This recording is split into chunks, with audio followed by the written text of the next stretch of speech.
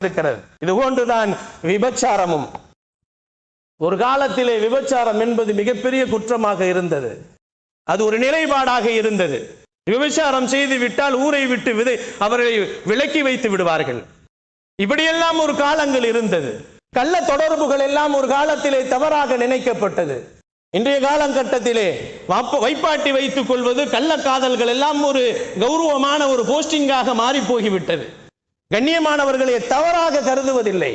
விபச்சாரம் செய்வது ஒரு தவறா? உடலால் உதவி செய்கிறான் அவன்.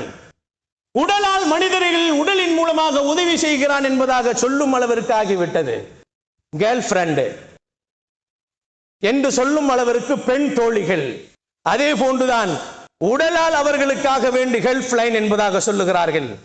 அதே போன்றுதான் திருமணத்திற்கு முன்னால் ஒரு பெண்ணிடத்திலே பழகிக் கொள்வது. பழகியதற்கு பின்னால் வேண்டும் என்றால் திருமணம் முடித்துக் கொள்ளலாம், வேண்டாம் என்றால் விட்டுவிடலாம் என்று மேற்கத்திய கலாச்சாரங்கள் இன்று முத்தி போய்விட்டதை நாம் பார்த்து கொண்டிருக்கிறோம். இவைகள் எல்லாம் அரங்கேறக்கூடிய நாட்கள் எதுவென்று சொன்னால், கண்ணியத்திற்குரியவர்களே, புத்தாண்டுகளில் தான் அந்த தவறான செய்திகள், தவறான நிகழ்ச்சிகள் நடக்கிறது என்பதாக சொல்லப்படுகிறது. கண்ணியத்திற்குரியவர்களே, ஒரு பெண் குழந்தை பெறுவதற்கு கணவன் தேவையில்லை, பாய் ஃப்ரெண்ட் இருந்தால் மட்டும் போதும் என்று சொல்லும் அளவிற்கு கலாச்சாரங்கள் சீர்கழிந்து போய்விட்டதை நாம் பார்த்து கொண்டிருக்கிறோம். கண்ணியமானவர்களே, அல்லாஹ்வின் நல்லடியார்களே, வரக்கூடிய புத்தாண்டு நமக்கு என்ன சொல்லுகிறது என்று சொல்வதை நாம் கொஞ்சம் யோசித்து பார்க்க வேண்டும். நம்முடைய வாழ்க்கையிலே ஒரு வருடம் நம்மை விட்டு போகிவிட்டது.